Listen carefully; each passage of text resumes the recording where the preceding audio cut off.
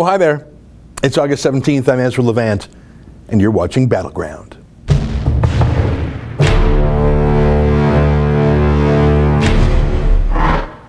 Hey, welcome to the show. Do you know that every single Friday, unless I'm traveling or doing something that makes me have to leave the side of my trusty laptop, I do something called Battleground, which uses the new thing that Google YouTube has allowed us to do for a few months now. It's called Super Chat. That's their word. As you can see on the right-hand side of the screen, your comments come up as usual, but Super Chat is a new thing that YouTube added, where for a few bucks or a few lira or a few rupees, you can make your comment highlighted in a bright color to stand out from all the others. And as I'm looking forward, I see it out of the corner of my eye, and I'll immediately read it. And the great news for us here at The Rebel is we get a portion of those revenues. I think it's 70%. So we help pay our bills, which is good because YouTube, of course, has demonetized us and the rest of the conservative web. Hey, at least they haven't banned us yet, like they have banned Alex Jones. Hey, I want to talk about our millionth subscriber, guys, so get ready to show the Thanks a Million website, but I'm just talking to our team here. But let me tell you a quick thing. I mean, we just hit 1 million subscribers on YouTube, which I think is pretty cool. I know we're being throttled in a few ways. I already mentioned that we're demonetized on the ad side, and notifications, people regularly say that they don't receive notifications for videos. I mean, really, when you've got 1 million subscribers and you do a live chat and you have 258 people watching, it's pretty clear that the other 999,950 did not get a notification. I'm not whining, I'm just explaining what's going on. Like I say, at least we weren't deleted altogether, as was Alex Jones. He had about 2.4, 2.5 million YouTube subscribers. That is mighty. I mean, there are bigger sites, of course. There's some, you know, PewDiePie has more than 50 million. He's what, 60 million or something. But he's an entertainer. He's a gamer. He's a you know, there's a lot of music sites. There's a lot of pop culture sites, movie sites. But in terms of news commentary, Alex Jones was one of the biggest with 2.4 million. And they just pushed the button and deleted him. Not only shut his account down, but also wiping out thousands of videos he had. We have 9,700 videos on our system, and they would be deleted in a button, push of a button. But that's what could happen to us. But let me show you our ThanksAMillion.ca website. We actually, look at that. Well, I'm so ugly. I'm so glad I don't have to look at me most of the time. Look at that picture there. ThanksAMillion.ca. Scroll down a bit, because we have a commemorative pin. And I sort of like the pin. Yeah, go down further so we can show the pin. There you go. You see that pin there? There's two different versions of it. I like the one on top. I call it gunmetal gray. And then we got a color one, the 1 Million Club. And we're, as you can see, we just started a sort of crowdfunding. They're 50 bucks each for the gunmetal gray, and there's other prices too. And it's a fundraiser. Absolutely it is. And I don't apologize for that. Because we have to pay the bills. Alex Jones pays the bills with his supplements and vitamins. We've got these pins. So if you want a pin, feel free to subscribe. Sorry, not to subscribe, feel free to buy a pin. And you can wear it. And it's like a secret signal that someone else sees that pin and they know what you're about and whatnot. So there you go. We got 1 million subscribers, and thank you for being amongst them. And here's what I'd like to cover today. It is 12:03 p.m. On Fridays, we used to do this every day, but I just couldn't be at my computer every day at 12 noon Eastern time. So we do it every Friday. And we used to call Fridays Free for All Fridays, which means I would just read a ton of comments. And I'm going to do that today. But there are a few things I'm going to touch on also. I've got a very interesting video from British Columbia at their Gay Pride Parade, where a Persian man, who I presume is gay, walks through with a sign that says, "Allah is gay." And we'll play you some of that. I'm not going to play all of that for you.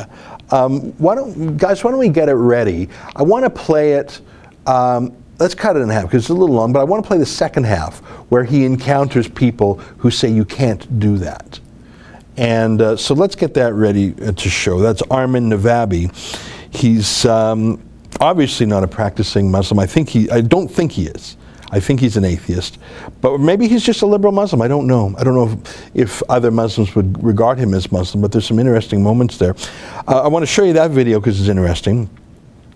I want to show you some more of social media banning our friends. Our friend Gavin Mcinnes was just taken off of Twitter. Just boom. He had, what, 250,000 or more followers. And Twitter just said, no, you may wish to choose to follow Gavin Mcinnes, but we don't believe you should, consenting adults should have the power to follow Gavin Mcinnes. I see, out of the corner of my eye, a super chat. The Corker chips in $5 and says, will Justin Trudeau fire Iqra Khalid? I doubt it. And right under that, Red Pill Scott, £5 says, hey, looking to offer a rebel voice here in Scotland. Well, thanks very much, Red Pill Scott. Why don't you send us an email to careers@therebel.media, careers@therebel.media, with a link to a sample of your work, like if you've got a video out there. It doesn't even have to be fancy. It can be like something you shoot on your webcam or even your cell phone. Don't worry about the production value. Just want to see what you look like, sound like, feel like, talk about, things like that. Primpal08, congratulations on passing 1 million subscribers. Thank you very much. But let me come back to the Corker, who says, will Justin Trudeau fire Iqra Khalid? Can we get an image of Iqra Khalid with that gentleman from, there's a Palestinian activist, and that's fine. And Palestinian Canadians are citizens, or they can be, and they can have their points of view. They can even take strong points of view against Israel. That's fine, that's part of democracy. But this one activist, whose name I don't want to get it wrong, it's not right in front of me, is just a full-blown, out-of-hand anti-Semite. And that's different. That's different. Now again, that's lawful. It's not against the law to hate anybody in Canada. You can't ban hate, it's a human emotion. But what you can do is you can exercise political judgment. So let's put that up here. And I want to show you Iqra Khalid, who is a Pakistani-born Muslim MP who brought in the anti-Islamophobia motion. You can see the man in question, Amin El Mued. He's standing there with Justin Trudeau, and he's standing on the right there. I don't know who with. Can I get one with him and Iqra Khalid? Anyhow, on 2 occasions now, Iqra Khalid, this Pakistani-born Muslim MP, has given an award to this gentleman on 2 occasions. And the first time it was such a scandal that many reports documented how anti-Semitic and how virulent he was. So you might give Iqra Khalid the benefit of the doubt and say, oh, well, you know, she didn't know. But when she did it a second time, you can't make that mistake twice in a row. And a group that's a watchdog for anti-Jewish hate, it's called B'nai B'rith, there you go. You know, giving him a celebratory commemorative certificate. Now, there was such a fuss that she later apologizes, oh, I didn't know, it was an accident. No, that's just not credible. It's not credible, but here's my point. And I know our American and our British viewers are saying, well, I don't know who this Iqra Khalid is. And I don't know, you know, much about this other character, but let me tell you this. The reason Iqra Khalid is not just some no-name backbencher is because she introduced into the Canadian Parliament a motion called M103, which is an anti-Islamophobia motion, which will ban Islamophobia using the whole of government. So everything from the police to the courts to the media to the budgets to the tax code to our border patrol, whatever, all of it will be tasked to fighting Islamophobia. But what does Islamophobia mean? Well, the motion didn't define that. So it basically means whatever she says it means. It means anyone she wants to shut up, she'll call an Islamophobe. And I was following this eruption on Twitter over the last few days as Iqra Khalid was actually so embarrassed by the fact that her dirty deeds were revealed to the public that she apologized. And someone said, isn't it ironic that the MP who is pushing for an anti-Islamophobia motion also happens to be an MP rewarding an anti-Semite? And I wrote back on Twitter, how's that ironic? Ironic is 2 things that are in contradiction to each other. As the Alanis Morissette song goes, you know, it's like 2,000 spoons when all you need is a knife. It's not really ironic, but do you see my point? There's a contradiction there. There is no contradiction between threatening anyone who criticizes Islam with legal punishment and that same threatener promoting anti-Semitism. There's no contradiction. They go hand in hand. That's Ikra Khalid. That's my answer to one of the super chats. I see another super chat. Blaine Sandberg, congrats to you on 1 million subscribers. Well, thank you very much, Blaine. I want to make sure I've got all the comments there. I think I might have missed one. Here we go. Puppy Strachan, 449 Australian. Well, thank you very much for that. I think I've caught up on all of those. So let me, without further ado, show you this video. And you know what? We here at The Rebel, we try to shine a light of support and publicity on our progressive Muslim friends. People in the States, you may know Zuhdi Jasser. In London, I've gotten to like this Majid Nawaz. We've never interacted with him, but I admire him from afar. In Canada, we have friends, whether it's Salim Mansour in London, Ontario, or Raheel Raza here in Toronto, Tariq Fatah, excellent people. I want to show you someone. I've never met him, but I think his name is Armin Navabi, which I think is a Persian name. And he's gay, obviously, and he's living the Canadian lifestyle, which means he's not living under Sharia law. Under Sharia law, he'd be thrown off the top of a roof. So, you know, I'm just reading from his biography here. He's the author of the best-known selling book, Why There Is No God, and a co-host of Secular Jihadists. That's a funny phrase, isn't it? So I guess he would call himself an ex-Muslim. Let me read from the top there. Armin Navabi is an Iranian-born ex-Muslim atheist and secular activist, author, podcaster, and vlogger, currently living in Vancouver, Canada. So, so he would not. So apparently, I was going to say I called him a liberal Muslim or a Muslim reformer. He's clearly calls himself an ex-Muslim and an atheist. But look what he did at the Vancouver Gay Pride Parade, which is a very large gay pride parade. It's probably the largest one in Canada. The second largest. Let's just play a few minutes, and I'd like the second half of the video, if you please. Go ahead. Reactions? What's this? It's a sign. What's the fucking sign? You're crazy or what? What's wrong? We don't know halal or not halal anyway, forget about it. You're not allowed to do this. What? It's a free country. I can do whatever. It's just Yeah, it's free, but it offends lots of people. Why is it right? Why is it wrong?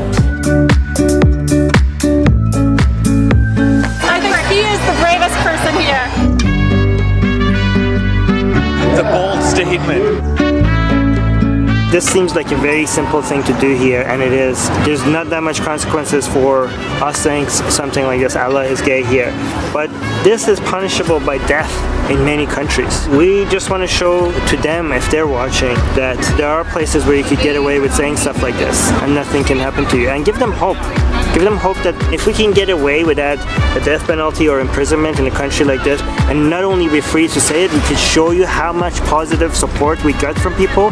There is hope for your country. Love has to win, and not just here, but everywhere. Hi, I just wanted to say I love what you just wrote down. Oh. It's so wonderful to see that, and I'm also from a Muslim family. Oh, thank you so much for the support.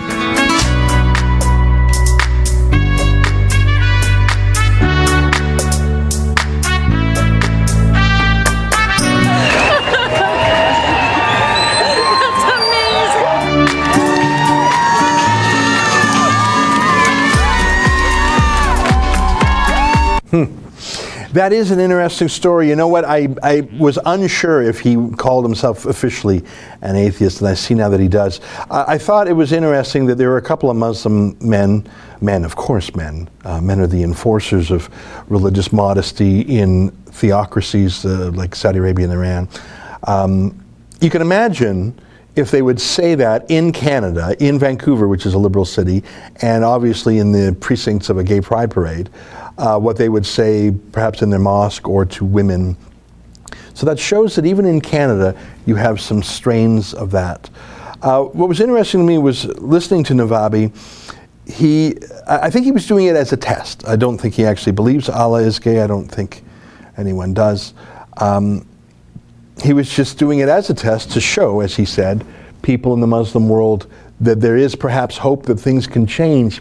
I don't think that proves the point, though, because Vancouver is free and liberal, especially on matters of sexuality, but Iran is still not. There are some uprisings in Iran, and I think we need to support them more. But Saudi, and you would say there's a drop of reform in Saudi Arabia. I see that some women are allowed to drive under some circumstances now. But I don't think it necessarily proves hopefulness that Canada is free if Iran isn't. And let me ask you a question about Canada and about the United Kingdom, which I know better and better these days, and about continental Europe. Is the trend there towards more or less Sharia law in the public square? Is it the trend there to more or less tolerance for this Armin Navabi? If he were to walk through London, England, would he get such a happy response? Vancouver is not a very Muslim city. There are South Asians there, people from the Indian subcontinent. Some of them are Muslim, of course, but as you may know, if you know Canada, the large demographic minorities in that city are Chinese, Sikh, Filipino, Korean, it's Taiwanese. It's Toronto and Montreal that have the much larger Muslim population, London, Windsor. So I don't know if Armin Navabi would be able to get away with that in Toronto or in Mississauga, a more Muslim suburb. I know he wouldn't be able to get away with it in many parts of London. I know he'd probably be stoned in Luton. And I know there's some parts of Paris where he'd be stabbed. And I put it to you, and same in Rotterdam and Malmo, Sweden. I put it to you that all of these places I've just listed in the West are going more towards the Iranian, more towards the Saudi way than Saudi and Iran are going towards the Vancouver way. Would you agree with me on that? Would you agree with me that while he is experiencing this moment of total liberation in Vancouver, that the trend is against him? That's what I believe. All right, let's go and grab some more comments. It's 12:17. I do this every Friday from 12 noon to 1 p.m. Eastern. I'm just going to read. JP, I saw a gang of Muslims in London, Ontario attack a white man. I take your word for it. There are plenty of gangs. In Canada, there's an enormous problem with Somali gangs. Can you call up the list of the most wanted criminals in Toronto? I saw Manny Montenegrino tweet it, but you could probably find it just as fast.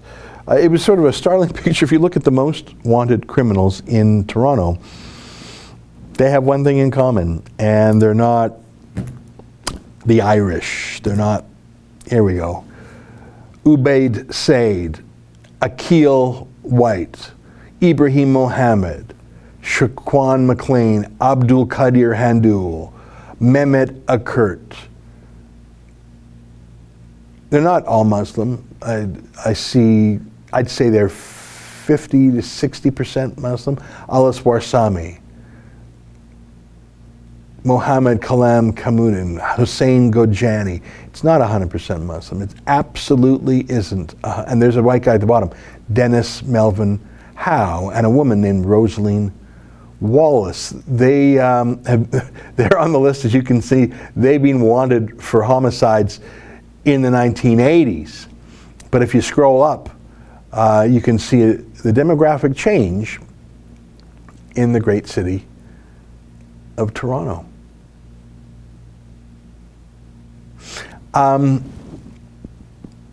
Yeah. And now we have police in Canada who, in Halifax, for example, there's been a spate of rapes by Halifax taxi drivers. And Halifax is a great little town, great little city. I'm going there next week. And this is shocking, like rape after rape after rape of girls being raped by taxi drivers.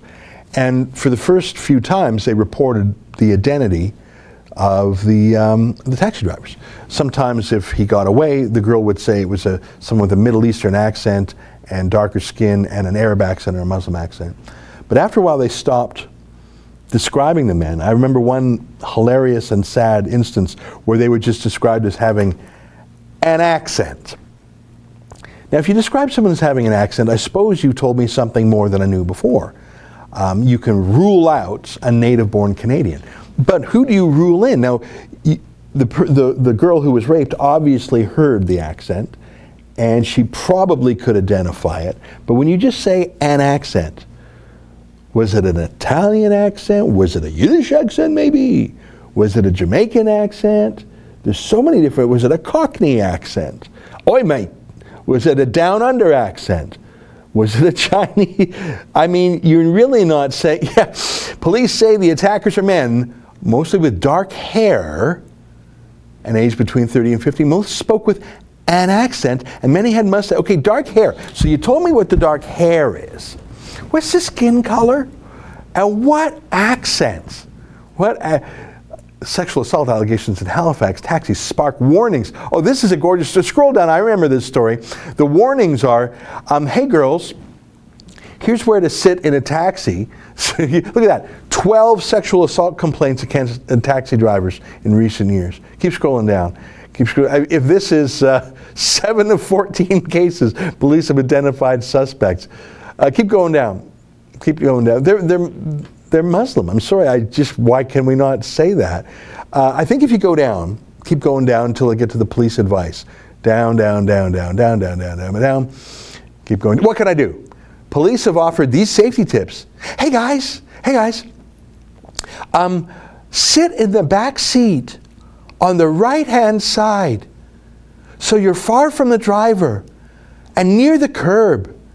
If you need to get out quickly, hey girls, we know there's rapists swarming you, but if you can, just sit where, and watch out for people with accents.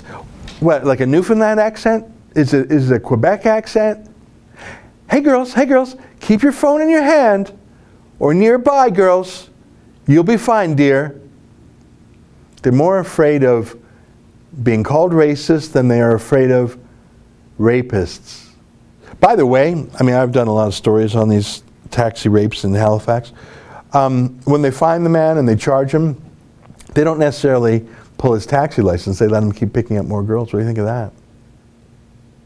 I read one case, I think it's being appealed right now, where a woman was found in the car, her pants down at her ankles, being raped, allegedly, by a taxi driver whose defense was, oh, she wanted this. She consented to it. She was drunk, half passed out, and he was having sex with her in the car. Because what young Halifax girl doesn't dream of a romantic encounter in a dirty, smelly cab on the side of a road? And if I'm recalling the case correctly, the judge said, well, we don't know she didn't consent.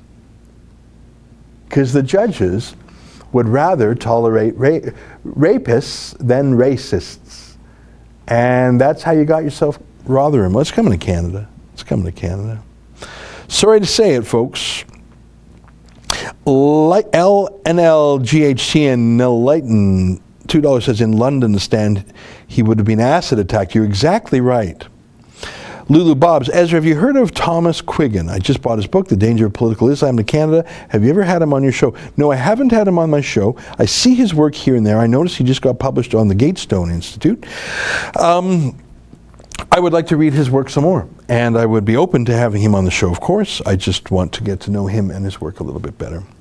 All right, it's 12:24, and Jimmy Z49 says, Ezra, I hear we will have a new federal holiday. Yeah, you might not, because it's a statutory holiday that only government workers will get for sure, but it's going to be an Aboriginal Day, but not any old Aboriginal Day. I, by the way, am sympathetic towards having an Aboriginal holiday. For our viewers overseas, that means Indians. We don't say Indian usually, although it's called an Indian Act in this country. We say Aboriginal or First Nations or Indigenous. The proposal, though, is not a day celebrating Indians, their history, their culture, their language, their, geography, their art. That's not the proposal. That would be interesting to me. I would actually like to know a little bit more about what Aboriginal life was like back then. Just out of curiosity about where I happen to live, I think it's an essential part of the Canadian story. They're here first. I'd like to know more about it. But that's not what this National Day is about. This day is not about history, it's not about culture, and it's not about the future either. It's not about a day where we can talk about economic development for Aboriginal people who are further behind relative to the general population in Canada than African Americans are in respect of the general population of America. So Canadians love to feel morally superior to Americans, looking at the gap between white and black Americans. But our own gap between Aboriginal people and white people is much larger.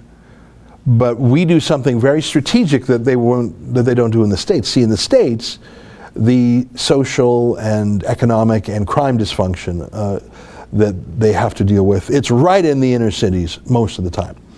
So you can't avoid it. If you go to a big American city, you go to Philadelphia, you go to parts of New York, you go to Washington, D.C., with a majority black city, you go to Baltimore, you go to Detroit, you see with your eyes the result of policies, and you see the problem. Canada, we're much more sophisticated. We push our problem out of sight, out of mind onto Indian reserves. Now, there are a lot of urban Indians, but we like to push our problems so we don't have to be faced with them, so we can feel morally superior to Americans. Anyhow, my point is, this new holiday, it's not a celebration, it's not a positive affirmation, it is a holiday of shame where Canadians will be told about the atrocities we've committed in the past, including an alleged genocide against Aboriginal people. Of course, Canada committed no such genocide. Genocide, the plain meaning of the word, is you wipe out the genes, you wipe out the whole gene pool. The Holocaust was an attempted genocide. The Armenian genocide perpetrated by the Turks was Muslim Turks trying to kill all the Armenian Christians. That's a genocide. Canada did not commit a genocide. There may have been individual atrocities along the way. I absolutely know that.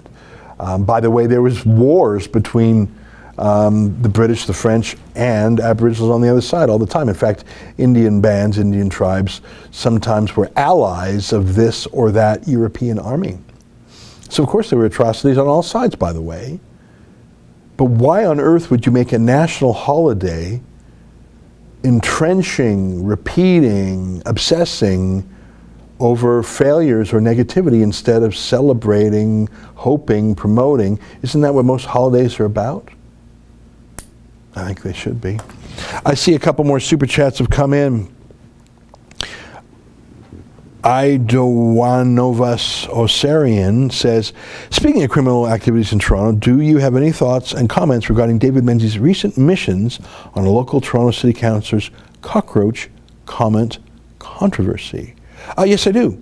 I was away that day, and so my friend David Menzies hosted the show. I have a show every night at 8 p.m. called the Ezra Levant Show, just so I don't forget what it's called. It was named to help me remember. And he interviewed a Toronto City Councillor named Giorgio Mammoliti, who's regarded as a conservative force on council. I don't think I've actually even interviewed him before, but he seems like a nice guy. And he was talking about some gang-infested social housing in a Toronto neighborhood. It's the same problem you have everywhere. You have social housing, and you don't have true property rights, and you have politically correct policing, and people don't want to get tough with the problem because they're called racist or whatever. And and they were talking, and by the way, Toronto has had more gun crime this year than New York. What do you think of that? That's amazing.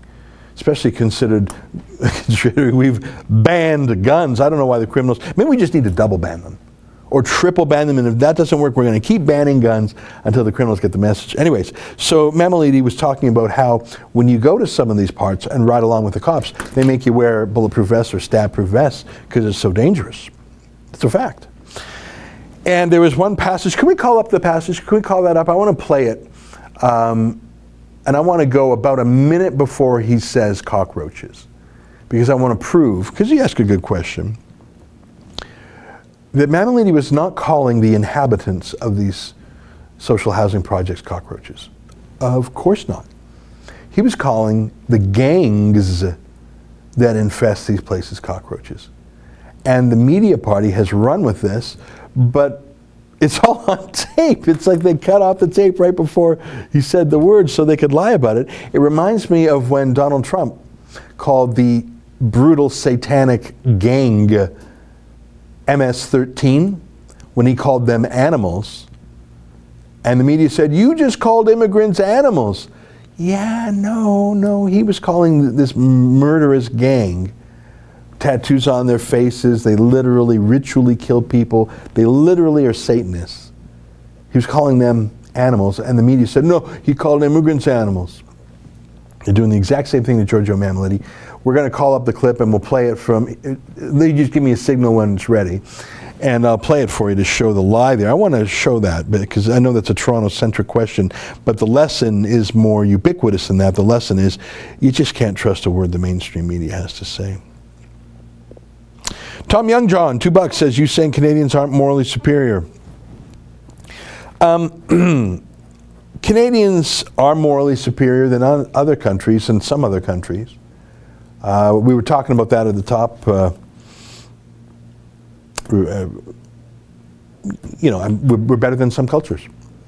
We believe in the equality of men and women. We believe in the equality of people regardless of what, we don't believe in the supremacy of one religion over the others. We believe in the separation of mosque and state. We believe in nonviolent solutions to problems. We believe in a whole bunch of things that make us culturally morally superior than, say, the theocracy of Iran or Saudi Arabia, to pick two.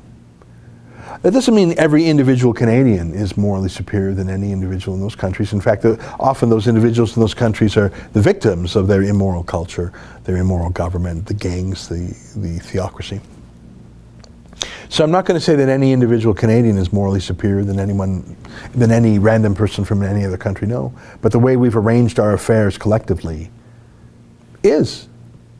Now, I think that Canadians can take it too far, patting themselves on the back. There's a lot of anti-American sneering, and that's what I was alluding to before. We have our own ethnic dysfunction economically that we have to address, social dysfunction, and it's not urban blacks, it's Aboriginal people, and we have not solved those. And all this fake holiday will do is be a placebo. It doesn't solve the problems. We still have an Indian Act in Canada that makes it illegal for Aboriginal people to own property on their own reserve. Did you know that if you're an Indian living on an Indian reserve in Canada, you do not have the right to own your own house? You can't sell it, you can't mortgage it, you can't buy it, you don't even have the right to do your own last will and testament. The Indian band gets their final say over that. If you're a farmer in some parts of Canada on an Indian band, you need the government's permission before you're allowed to sell your produce off the reserve. The thinking when this law was written decades ago, a century ago, whatever, was that we can't trust Aboriginal people to make decisions on their own because they'll just be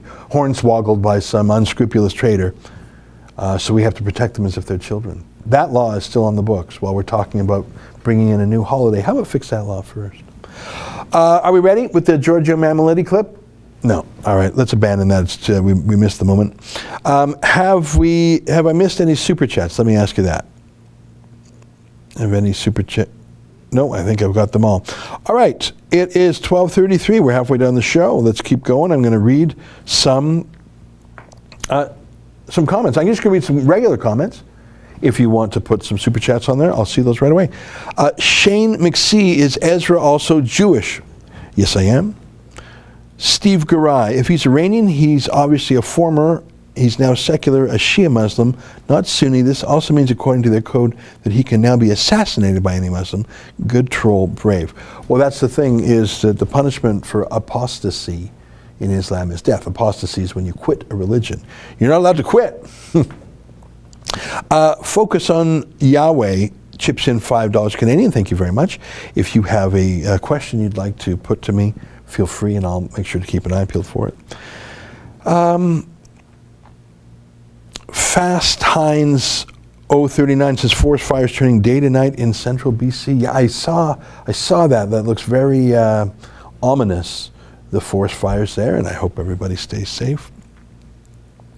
I see two super chats from Focus on Yahweh. Thank you very much for those. You can also write a comment or a question, and I will do my best to answer it. So feel free to do that. D. Mihalaki says, what do you think of the 3 C's initiative? I'm sorry, I don't think I've heard of that. I just don't know what that is, so I can't answer. Let me read some more here. Brian 3934, will Bernier be removed? Talking about Maxime Bernier, the Canadian politician, member of Parliament from Quebec, who placed an extremely close second place to Andrew Scheer in the Tory leadership last year. And the trouble is, because it was so close, and because Maxime Bernier in the last week has not actually done anything wrong, he hasn't contradicted party policy, he has not attacked anyone in the party, he's just criticized Justin Trudeau's obsession with that hollow phrase, diversity is our strength. How can Andrew Scheer fire him? For what cause? For attacking a fellow Tory? He's not. He's attacked Justin Trudeau. For contradicting party policy? Why? By saying there's such a thing as too far, too much diversity? It's not really a party policy. It might be tonally something the party doesn't love, but I think most conservatives would agree with that. I see a couple more super chats. Tom Youngjohn, why is Israel so damn important? Well, it's important to the people who live there. It's important to people around the world who have a religious connection, Christians, to the birthplace and where Jesus lived. Jews, that's where Mount Zion is, that's where the Jewish temples were, that's where the modern Jewish state is. And it is also the third holiest place for Islam after Mecca and Medina. So there's a religious answer. There's a political answer too. It's a Western-style liberal democracy in a region that's just all dictatorships. It's a proxy for military battles. I mean, in the 1980s, for example, the new generation of American fighter jets, F-15s and F-16s, fought against Russian fighter jets of the Syrians in the Bekaa Valley. And I think, going from memory, they shot down 80 Syrian jets with no losses. It's really a proxy war. It was during the Cold War between East and West. So it's not just itself, it's also, I mean, to this day, Iran has its proxies in Syria. Russia is in Syria. America is allied with Israel. America was with, like, there's just so many other fingers in it. So that's my attempt at an answer there. I see another super chat here. Colin Buckley, well done, The Rebel, for reporting real news. UK news is done. Any updates on Tommy? Yeah, I spoke to Tommy this morning. In fact, there was a while there I was talking to him every day. I'm not calling him every day now because he's still on holiday with his family. I see, though, and I was talking to him a bit about it this morning, that a reporter for the Daily News went there and went to the island where Tommy's on vacation, like flew there just to take photos of Tommy and his family. And Tommy detected this guy very quickly. It wasn't just one guy, there was like a team of them.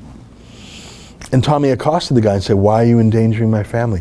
Why are you taking photos of my wife and kids? Why are you exposing them? And Tommy, as usual, filmed that on his phone, and he uploaded that to his YouTube page. You can find it there. And the story is on the Daily Mail. It's already there. I saw it, pictures of Tommy. Yeah, Tommy was in prison for 2.5 months, and he went on a holiday with his family to reconnect with them, and he went off the coast of Spain. It was actually a holiday he had booked a long time ago, and he got out of prison 2 days before the holiday began. Talk about great timing. So they went to, I don't know why that's newsworthy, really. I don't quite know the thinking there. What's interesting to me is how the UK media, especially the tabloid media, obsess about Tommy as much as anyone, but for some reason they haven't gotten around to writing yet about his amazing Court of Appeal victory that vindicated him and condemned the legal system. For some reason they haven't gotten around to writing about his torture in prison. I say torture advisedly. He was physically and psychologically abused in prison. So they'll fly, imagine the money of flying a whole team to a hotel in the Canary Islands, finding him, like scouring the whole island, finding him, and then taking pictures of his wife and kids. Is that a $10,000 exercise? $20,000? Why? They're just weird. They're creepy, obsessive stalkers. Let me catch up here a little bit. Rutger Hodike says, "Shut up and take my money." Well, that's very nice of you to say. I won't shut up, though, because other people want to hear me yap for at least 20 minutes. Bill Hicks, $7 Australian. Thank you. Bill, feel free to make a comment. Ingrid Warner, $5 Canadian. "Hey, Ezra, what are your thoughts about Tesla suing the Ontario government?" Well, to explain for our viewers who don't know the background, and I haven't read the lawsuit, I just read the headlines. In Ontario, as part of some green scheme, some virtue signaling, the government of Ontario would give a massive subsidy to anyone who bought an electric car. And there are some electric cars that are around $40,000, $50,000. I guess the Prius gets you some sort of a rebate, I think. But the pure electric cars, like the Tesla, would get rebates, I'm going from memory here, of up to $14,000. I'm going from memory, so that might be wrong. Forgive me if I'm a little bit wrong. There we go. Elon Musk versus Doug Ford. Tesla files lawsuit against Ontario government over electric vehicle rebate program. Tesla claims it was explicitly excluded from Ontario's rebate transition plan, leaving many buyers short $14,000. Okay, so I was right on the number there. I'll just read the first sentence. Elon Musk, Tesla Motors Canada, has filed a lawsuit against the Ontario government, alleging it was a subject of unjustified targeting when the province cancelled its electric vehicle rebate program last month. The automaker claims the government decision left hundreds of customers ineligible for rebates they expected to receive when they ordered their vehicles, blah, blah, blah. This matters before the courts. Here's my view on it. Teslas are very expensive. Like, they're extremely expensive. And not just that. The people who buy them, they're rich. And not just that. They're snooty snobs rubbing it in the face of their neighbors. I used to have a neighbor in Toronto who had two tiny little windmills on his roof.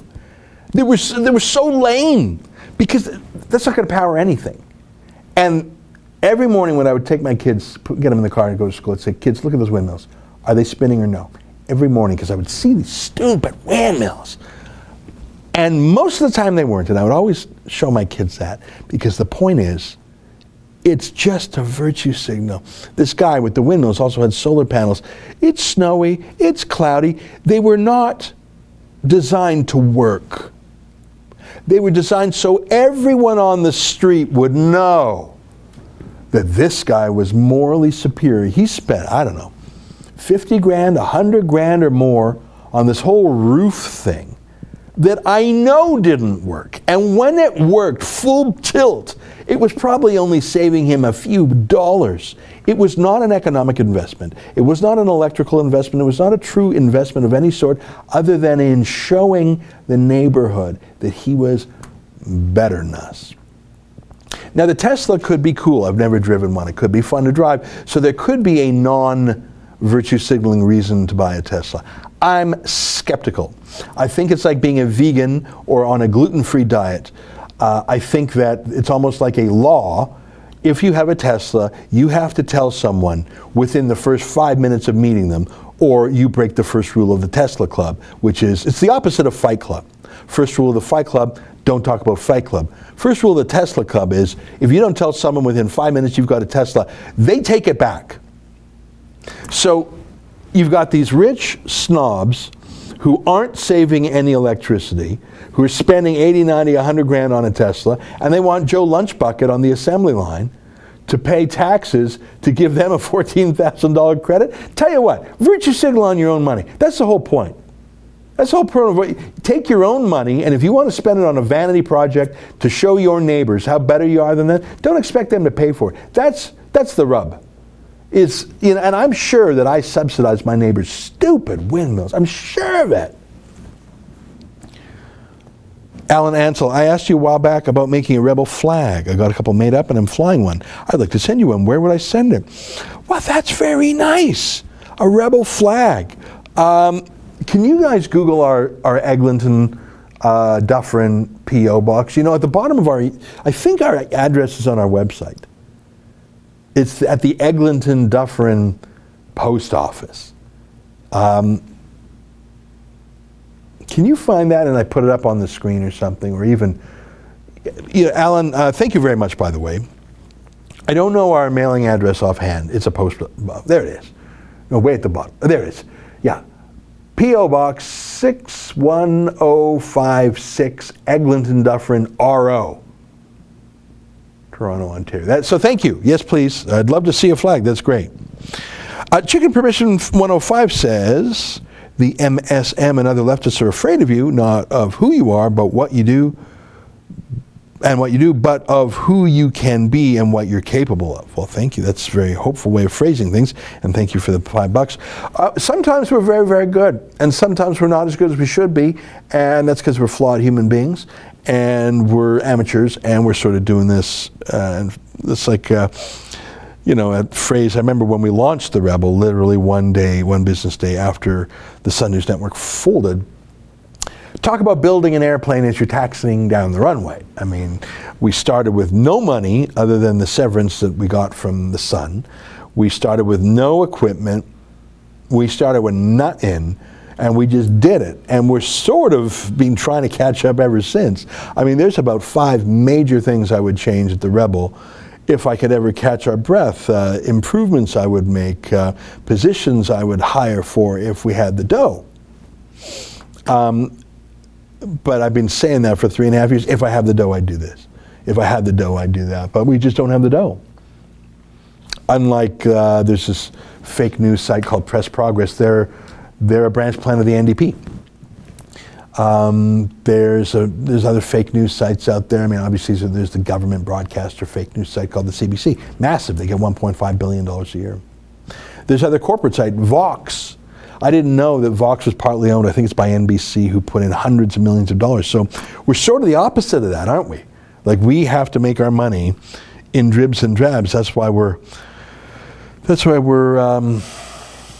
selling lapel pins for $50. That's how we do it. That's why Alex Jones sells vitamins. I mean, laugh if you like, but how else are you supposed to get money, especially if YouTube, Facebook, Google, Twitter shut you down? Pastor Cinqua, I'm calling the RCMP, Ezra, if you take that flag, or that glag. I think you probably meant flag. All right, go ahead. Recycled Heart DM, Ezra, do you support Faith Goldie in her run for mayor of Toronto? No, I don't. And I haven't felt the need to weigh in on it because I think her candidacy is very marginal. I'd be surprised if she gets 5% of the vote. I don't think it's a serious campaign. I think it's a Twitter vanity project. I don't think she has a campaign office. She just has a mailbox in a post office like we do. I don't even know if she has a campaign manager. It's just a Twitter campaign with a website. And so I don't think it's serious to begin with. I don't think it's built to win. I don't think that she has the track record of, one would look for in a mayor. She has run as a city councillor. She doesn't know all the issues. I mean, I've been to her website and I've read her points, and they're great little editorial talking points, but it's a meme campaign. So I'd probably call it a stunt in a good way. Like, I'm not against stunts. We do plenty of stunts here at the Rebel. It's a virtual campaign. I mean, she decided to run after taking a Twitter poll. What does that even mean? I mean, how many of those poll results weren't even from Toronto? Now, I've been asked, why don't you cover her campaign? Well, we will cover her campaign as we would cover any other news, but running a vanity campaign that's not even going to get 5%, that's not news by definition. There are a lot of vanity candidates who are running just for fun, just for some PR, and we wouldn't cover them. We don't even, I mean, covering the Toronto mayor's races wouldn't even be a big thing for us anyways. I mean, it's Canada's biggest city, but it's not a defining political battle for this country, so I don't think we would cover it to begin with. And of course, there's the matter that we sacked Faith for cause. And that doesn't mean we wouldn't cover her. I mean, we have fired other people in the past, and there's some people we don't get along with great. We still report on them if they're doing something legit. But And if Faith were somehow to get some momentum or were somehow to catch on fire with actual Torontonians, I'm sure we would cover it. But to cover a vanity Twitter campaign with no boots on the ground now, it would be tantamount to being a PR wing for it, because it's not real. It's not real. And it was not conceived in any real or serious way. It was, the latest thing from Faith. And, I like her. I've talked to her twice, I think, since she left us. And I hope she has a happy future and gets on the right track. I don't think doing a kamikaze run for mayor where she's going to get 5% at best is the right path. But I don't want to indulge in gossip. I think you asked a legitimate question, and I think I gave a legitimate answer. Faith was my favorite employee, absolutely.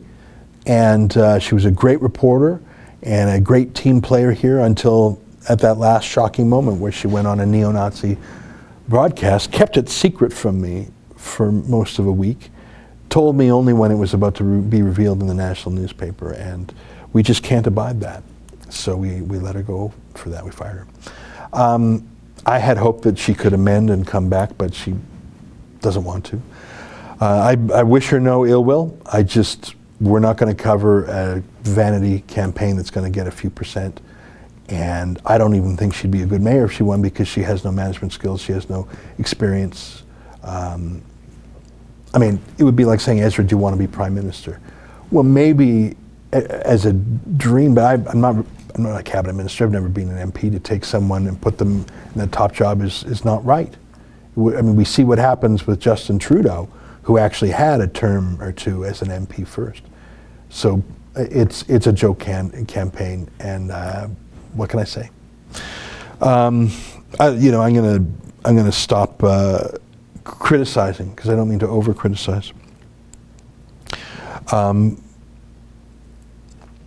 Christopher Chung, what's your take on Alex Jones being banned? Well, I've had a lot to say about it. I've done several shows on it if you want to see those. I think that Alex Jones is a bit of a wild man. He's very, very entertaining. I've probably watched in my entire life maybe 2 hours worth of his stuff. I see him more in memes.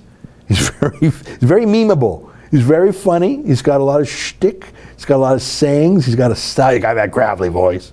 I showed you the other day, I think it was last week, I showed you his genuine journalism when he went to Bohemian Grove. Check out our Battleground from last week. I don't want to play the clip again, but he actually sneaked in to a secret society and their bizarre pagan rituals and burning effigies. It was bloody weird. So he's a real journalist sometimes. He's an entertainer sometimes. He's a universal omni-skeptic, which can lead him to indulge in conspiracy theories. Sometimes seriously, sometimes not. I think he's just an entertainer sometimes, and that's legit. And I think banning him is absolutely outrageous. Banning him while genuine violence. You put up that tweet that I showed, I think today or yesterday, Alex. This is a tweet that has not been banned from Twitter. It's against ICE. You know what ICE stands for? That's the American Immigration Enforcement. So this is a Twitter account called Proud Bulba, and you can see it's been up there since June 19th, so July, August. This has been up there for 2 months. How to sabotage ICE. Film them whenever possible, that's fine. Pour sugar on new cement to prevent it from setting. What's that got to do with anything? Pour bleach in ICE vehicle gas tanks. Knife those effing ICE tires. Put a potato way up in that exhaust pipe. If you smash glass, do it last. And then there's more, get out in your community. So but go back to that top one for a second. 4,563 retweets, 12,950 likes. So this is not suspended on Twitter. And this is just one random example. You know, the Hamas website has been online since 2009. That's a terrorist group. The Ikhwan website, or maybe Hamas is 3 years old, one of the two. The Muslim Brotherhood has been online since 2009. I think it's verified. Could you go to Ikhwan Web, IKHWAN? It's the Muslim Brotherhood. It's shocking. The Muslim Brotherhood, you know what I'm talking about. They're the affiliate of Hamas, terrorist group. It's got a blue check mark. The Muslim Brotherhood, called the Ikhwan, has a blue check mark on Twitter. They're not just okay in social media, they're verified.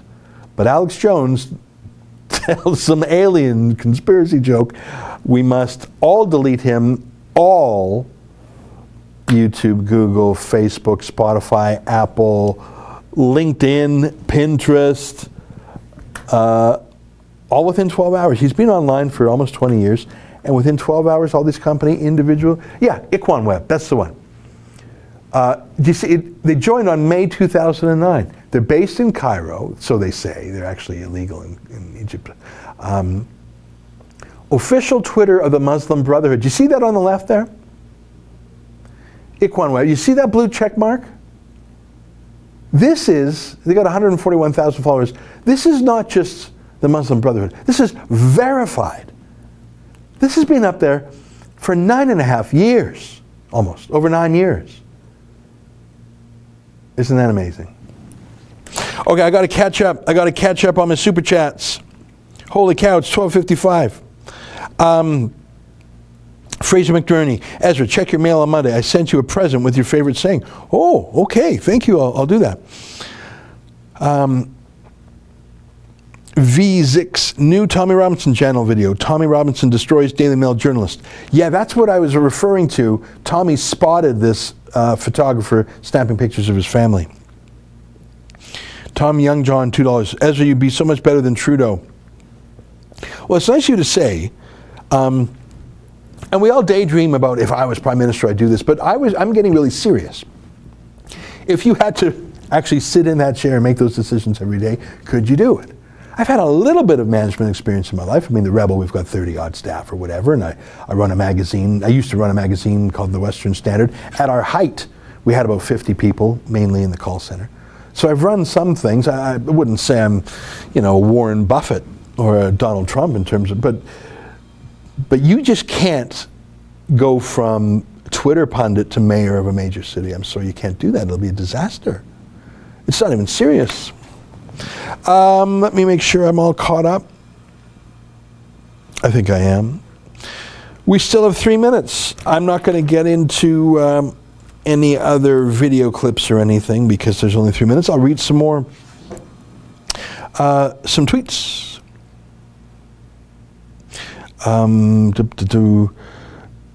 Patrick Max, Israeli billionaire controls most London, Ontario real estate, Shmuel Farhi. I just don't believe that. I'm a skeptic of that.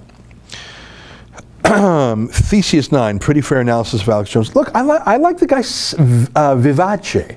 I like his brio. Do I like everything he says? Of course not. How can, it's not, you're not meant to like everything he says.